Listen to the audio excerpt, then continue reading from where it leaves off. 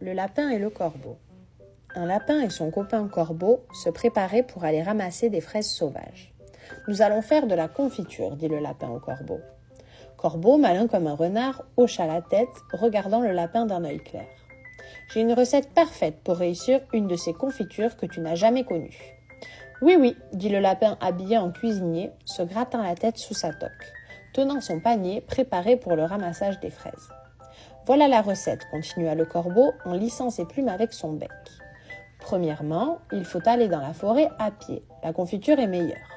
Ensuite, demanda le lapin, curieux comme une chouette. Une fois dans la forêt, il faut regarder à gauche, à droite, de haut en bas, derrière, devant. Ne jamais oublier le vent. Lui ramène le parfum de fraises mûres. Ah bon, dit le lapin en se penchant vers le corbeau. Le corbeau le poussa de son aile. Doucement, doucement, ma recette est un secret, et toi, mon copain, je suis en train de te l'offrir. Le lapin, inquiet de cette parole, joue le rôle de quelqu'un de très croyant. Ensuite, pour faire la confiture, la pure, il faut ramasser les fraises entières et bien mûres, presque rouge sang. Ah bon, dit le lapin inquiet de ses propos. Et ensuite, demanda le lapin, tapotant son panier vide. Ensuite, le corbeau se dressa comme un chef suprême d'une cuisine de haute renommée. Il faut remplir le panier à ras-bord, la confiture est meilleure. Normal, répondit le lapin, elle est la meilleure. Et encore ? Ensuite, le panier rempli, il faut ramasser des feuilles de pistou pour donner du goût à ma recette. Ah bon, des feuilles de pistou, répète le lapin. Oui, des feuilles de pistou pour le goût, dit le corbeau d'un ton de chef infaillible. Ah bon, répondit le lapin, commençant à perdre patience.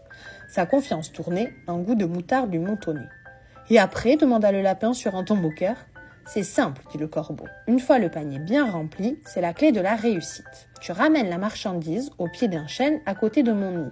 Tu vas en ville chercher le sucre et une marmite bien propre, de préférence en cuivre, pour une confiture de fraises mûres avec un soupçon de pistou. Un soupçon de pistou, bien sûr. Et ensuite, interrogea le lapin, cette fois-ci malin. Ensuite, répondit le corbeau, ensuite, j'ai le temps de goûter et de ranger les fraises suivant leur goût et leur parfum, pour cuire 2 sortes de confitures, une pour l'hiver, une pour l'été. Ah bon, s'était interrogé le lapin. Fraises mûres, remplir le panier, ok. Ramener au pied d'un chêne, poser au pied de son nid, pas ok. Aller en ville 1 heure pour mon corbeau, c'est le bonheur. Il a le temps de se régaler des fraises mûres. Et le pistou, à quoi lui sert-il ? Le corbeau remarqua le lapin qui s'interroge. S'envola, se dressa sur une branche. Bon, nous allons installer le panier ici, pour le protéger hors de la vue des habitants de la forêt. Ah bon, dit le lapin avec son nez rempli de moutarde. Définitivement, je préfère la confiture de carottes.